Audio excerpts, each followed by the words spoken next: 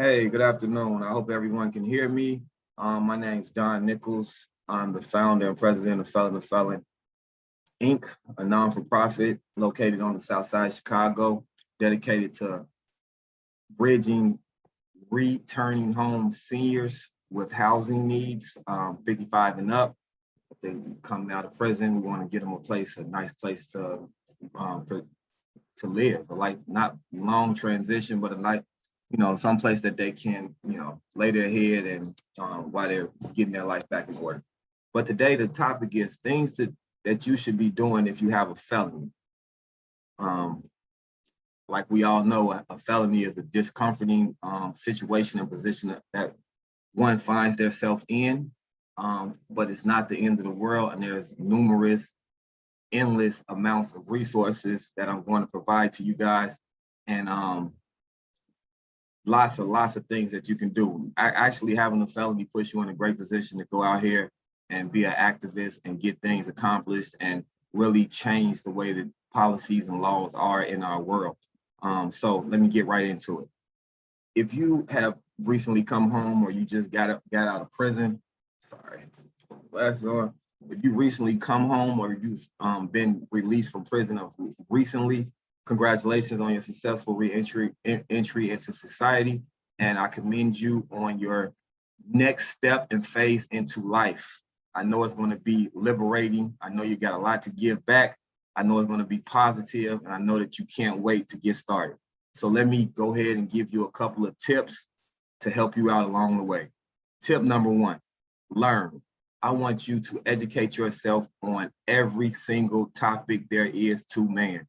I want you to liberate yourself, exonerate yourself with information, abundance of information. I want you to learn about stock market, real estate, finance, buying houses, investing, long-term, short-term. I want you to learn about laws, why we have them, how they're made, why social norms, social justices, injustices. I want you just to take in and to venture out into this world of learning and enhancing your skill sets and just evolving yourself, honing in on your skills and advancing your overall skills to be able to go out and combat the things that you may face with having that felony, which won't be, America is a great place. Contrary to popular belief, America is a very, very substantial, liberating, overwhelming with opportunities, abundances that we have to tap into, and they're here. They just count on us not to take advantage of these opportunities. We have to teach ourselves and learn which direction and where to lead, what door to knock on, and what number to dial. The things that you're going to be doing aren't hard. I'm telling you, I have no college experience. I didn't graduate from high school.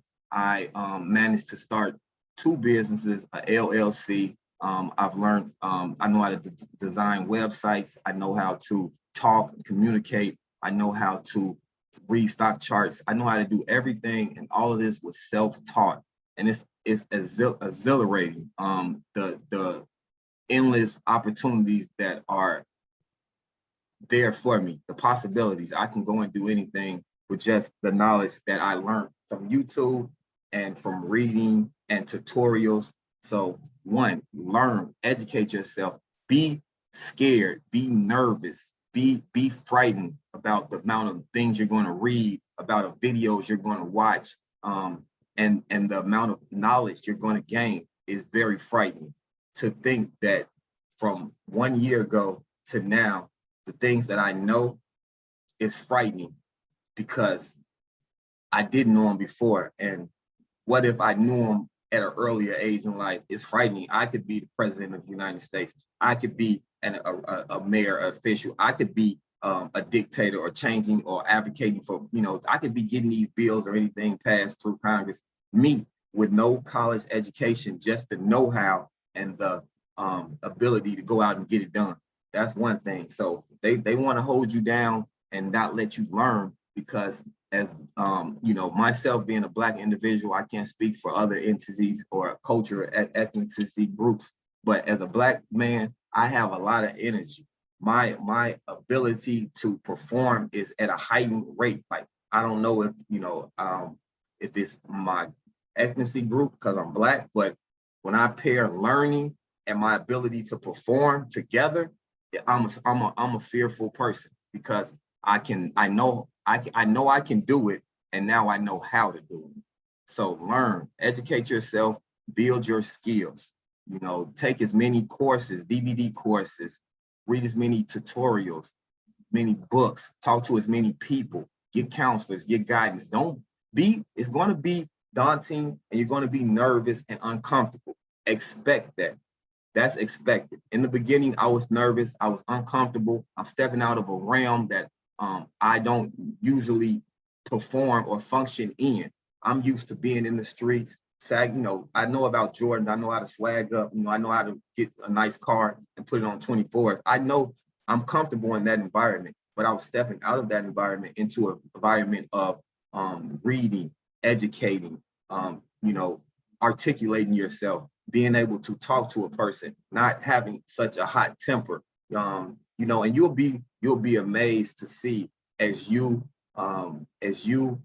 enlighten and go to another level, how many people that you thought were smart or you thought you looked up to and respected, that you'll find out they were just fake and phonies. They just knew a couple of words, but they didn't go in depth into research as you're going to go, into educating yourself on topics that concern you and your people and your culture. You'll find out once you become the number one person, the go-to guy who knows it all. Once you've read one more paper than the next guy, one more paragraph than the next guy, one more sentence than the next guy, you watch one more news clip than the next guy, you become that guy. So position yourself to be that guy. That's number one. Learn and build skills. Number two is focus. Focus your energy and your time. We've already known that, we've lost a lot of time, and that's not even really where the focus comes in. The focus is, I need you not to get displacent. I need you not to get wrapped up into other personal preferences that other people have, other people's lifestyle, other people's relationships, other people's health preferences, food preferences, other people's car preferences. I need you not to get caught up in clothes, the news, jewelry. I need you to focus in on what you're doing and not get distracted on cell phones, on computers, on TVs, on your mom, on your dad, on your kids. I need you to give yourself time to heal and learn. That's the next step. You have to stay completely focused out here. You have to be able and have the ability to know where you're at and wake up in your right mind and use that. Use that you're in your right mind to do the right thing, make the right decisions.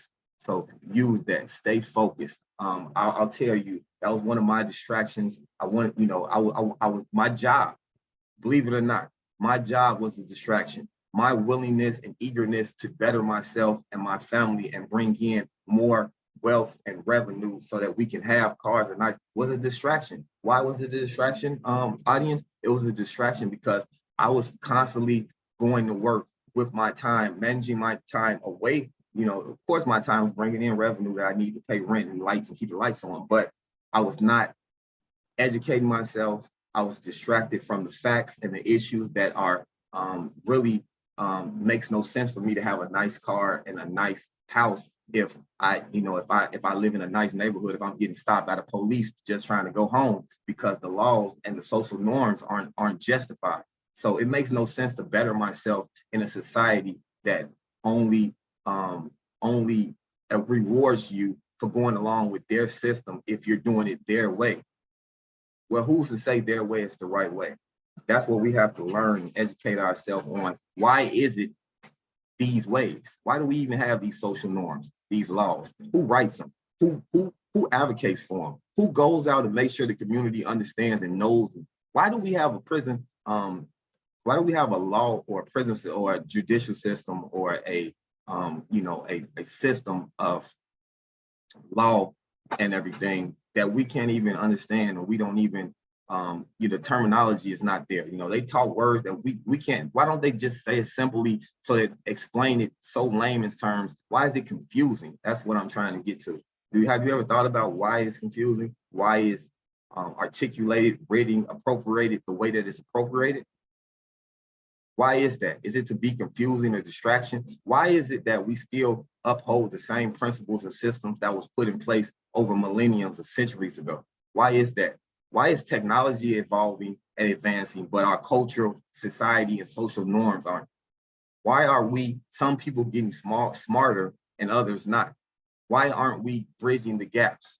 We have technology and boats and stuff now that didn't exist centuries ago when we couldn't. They could ship slaves from Africa, a whole nother continent, over on barges, but we can't do now with this new technology. We can't go and build Africa up for free. We can't just go and build it. Let's ship everything that we got in China, in Russia, in the United States, and build that continent.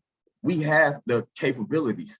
We aren't asking the questions. The people in power, they don't want us to ask the questions so that they can proceed to rule and run things the way that they're going about doing it now. So let's stay focused, people. And that leads me to my next issue.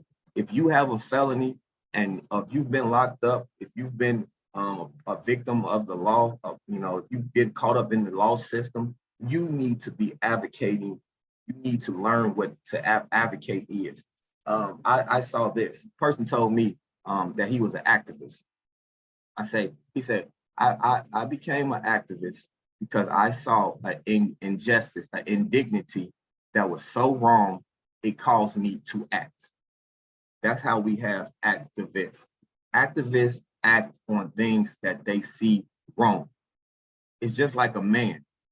You see something wrong, you have to act and try to correct it. So we need you I need you, and I'm asking you you can join Felon to Felon. You can go to felontofelon.com and you can read up on some of our literature and see how you can participate or join a group. You don't have to join our group, but you need to get some type of literature and some type of resources inside your brain that lets you decompress everything that's going on with you being in the system. What did that mean? What did that look like? What did that do for the system? How did that advance the system? Because believe it or not, when you go into the system, it's just like an experiment. They want to over decades, I'll break this down for you really quick. Why do they give a 16-year-old, charge a 16-year-old as an adult at the age of 16, when we already know you go to puberty around 11 to 12? So that tells you right there, the body goes through puberty about 11 years, every 11, 12 years, the body goes through another transition. You're transitioning, you're aging, you're growing, you're evolving, you're building. So why do we already established in society that 21 years old is your brain is supposed to be functioning as an adult at 21 or 18? Why do we project a felony, a class X onto a 16-year-old? I'll tell you why. Because in America, we have a 3-strike system. You get 3 strikes, you're out. So if we can oppose a strike earlier on a 16-year-old, when he gets 18, he's only got 2 more to go before he's locked away. These prison systems are independent systems. If you know anything about the stock market or hedging your position just means to position yourself for the future. Meaning, like having a savings account. Hey, I know my job is gonna be laying us off this winter. I'm gonna stash a little money away. I'm gonna hedge some money aside for those rainy days. Okay, so prison systems are private entities, meaning they make money, meaning it's on the stock market. It's a publicly traded company, meaning if I have $1,000 and it's a prison over here, it's on the publicly exchange traded stock exchange, I can take that $1,000, go invest in that prison. Prison does good, my $1,000 goes up. Prison does bad, my investment goes down. So for me to make money, I need that prison to be doing good. So think about it. If I'm hedging my position, if I'm now say I'm the president in 1990s, I forget what administration we had, and I put into law 3 strikes you're out, giving all of these years to these inmates for these reasons, and making jail sentences 100, 200, 300-year sentences for jail sentences. Now, think about this. I'm an investor, meaning I look for value. I have money, I put it into the publicly traded stock exchange, and I want my investments to grow. If I'm investing in the prison system, the way for me to hedge my position, if I'm in power and I can write laws, one way would be to make it so that, hey, if we know that you get 3 strikes, we give one to a 16-year-old, he's got 2 more to go. We'll say you get a strike every 10 years. We know that at 16, 26, he gets his second one, 36, he's done forever. So if I'm investing in the 90s in the prison system, and I'm thinking 2 decades out, I want to hedge my position. I want to make sure that I put laws and policies in place that will grow my investments so that I make more money. It's not a bad theory or philosophy, but it doesn't work because of capitalism. So that's one of the reasons that we need to learn and teach ourselves. And that reason right there should have you angry and feeling violated and wanting to act on these injustices. These are injustices that they, have going on. Until we can fix them, they're going to be unjust. So just that alone, knowing that these prison systems are designed for monetary gain. So just be aware when you go in, they got people in prison for 50 decades, brother. If there's a disease going on out here amongst the population, the scientists are going to go into the prisons because you've been ostracized, you've been taken out of population, and you've been desegregated. You've been segregated, I'm sorry, and away from the population, the general public. So if they need to get some of your blood, they say, oh, he's been locked up since the 70s. Let's go get his blood, because he hasn't been out here around these pathogens. And we're going to run science experiments against someone who's been in prison since the 70s against a guy who's out here in 2021 and see how they blood and DNA. So don't think that they don't have a higher agenda for these systems that they have in place. We just don't know. We haven't taught. Well, we need to catch up, and we need to speak out, and we need to highlight these concerns and these issues and act on them. So the next thing is to be an activist, join a group, and then another thing that I would really let you know that if you have a felony, you need to go ahead and pursue is getting your record sealed or expunged, or finding out all the details behind sealing and expunging and reinstating your rights to carry a firearm. It was just brought to me as of recently this year. I didn't even know, and I'm 37, and I've had a felony since I was 16, one of the few that did get caught in the system at an early age and charged with an adult crime in my adolescence stage. Is that you can somehow still possess a firearm. You have to go through the back channels of getting it expunged, either a pardon or a sealment, but it is doable. So I would research that and investigate that and look into getting your rights back to be able to bear arms. Last but not least on my list, it's not last, but it's last on this list, is become a mentor. Along with being an activist and getting the word out to the general public, you should be mentoring. You should be sponsoring a young man, a young woman, anybody, teaching them from your mistakes. People, we have we have a plethora of information and resources right here. We have books, magazines, websites, TV shows, commercials, raps, tutorials. All of this is right here. You might be like me. You might not be able to spell, write. You might just be working on your reading. You might be like me, but it can be done.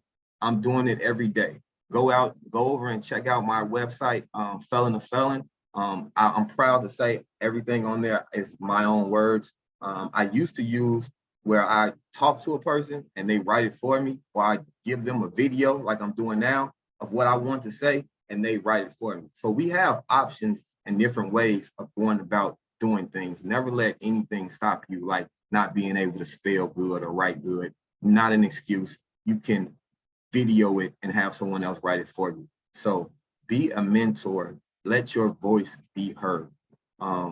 Reach out to these groups, these other activist groups that are out here doing the works. Get in deep with them.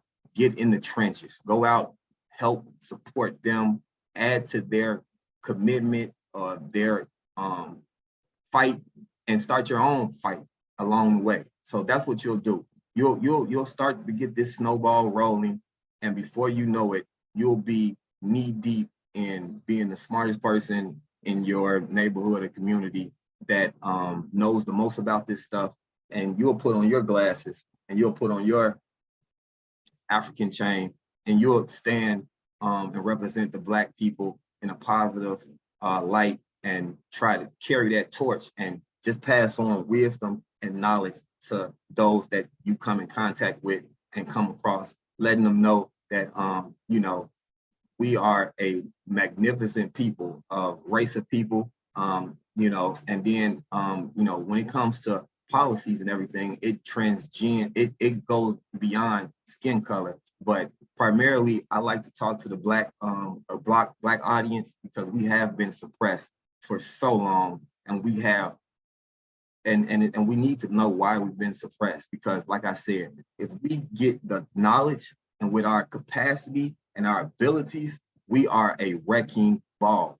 We don't stop. We don't quit. Everyone that right now in America that's here today, that came from a slave, man, if you go back and educate yourself on some of them movies of how, you know, they stole people from Africa and stole people, and anybody that made it over that ship, off that ship, man, you know how many people died? 6 months to go from Africa to here on a boat, chain, sleeping in your own piss and boo-boo, and throw up next to dead people, women raped, men beat, starved, people thrown to sharks, all to be brought to America and put on a block and sold off like the horses and the pigs. So, man, to come, you know, our grandparents, our ancestors, you know, my great dandy and them, you know, I don't know who they was. That's another thing. You need to know about self-identity. You need to, if you don't know, which we don't, about our ancestors and, you know, what tribe in Africa we came from, that's too far and too deep off for you to learn, or for me to learn. We need to write. What we can do is look directly at our mom and dad. Look at your mom and dad if you're blessed enough to have them. Learn their flaws, learn their advantages, and learn yourself. I learned myself by coming back, staying with my mother and my father, and I was blessed to be able to gain some insight on who I am. I was able to gain some insight, some understanding on who I am. So look at your mother and your father first, and try to figure out you. Learn your identity. If you're a man, be there in your child's life. That's the number one thing that they're not telling us. To change the world and make this world where Black people stand on the same pedestal as white people, we have to have men. They tried to take our masculinity away from us. And if you go back and read up on masculinity from the 70s and the project, and how they trying to push this LGBTQ and, you know, and all of this stuff, propaganda that they're opposing onto us and inflicting on us and making it social norms and making it the norm, pay attention, people, is ridiculous. And we need to get back to housing ourselves. We need Black men in the house. Men, if you have a baby, if you don't like that girl, it's your fault, bro. I mean, you know, just stay there until the kid get 18, bro. It's generational wealth that we need to pass down. It's not about us. It's bigger than us. This is a culture. This is a movement. This is a generational thing. We're only here for 80 years. That's a blimp in time. So we have a small time limit to get things done. And one of the biggest things that we can do is just be there and show our kids how men work. If a man is in the household, then the boy can grow up to be a man. The woman can grow up to respect men. We got too many women out here acting like men, disrespecting men. We got too many men acting like boys, disrespecting women, and acting like girls. I'm sorry, acting like boys, disrespecting women, acting like females with, you know, just not being masculine and just not being a role model or just not holding up to what a man is. Men run stuff. A man never has to worry about money. He never has to worry about anything because as a man, it's already taken care of. So I'll leave you with that. I just want you all to understand that you're not in this alone, you know, and having a felony, hey, welcome to the movement. Welcome to the movement. I want you all to go ahead, hit them links, hit that like, hit that follow. You know what I mean? I know it's a long rant. Thank you for sticking with me, but I'm really passionate about this. I had to get this off my chest. It's early in the morning. I'm here in Chicago, on the east side, not that far from Lake Michigan. And it's about 8 o'clock, 8:30. The stock market's not open yet. I'm about to get into my stock market right now. Oh, the bell did. The bell already went off. So I just wanted to get on here and really just talk to you guys because this is real. So thank you guys. God bless you and keep hope alive.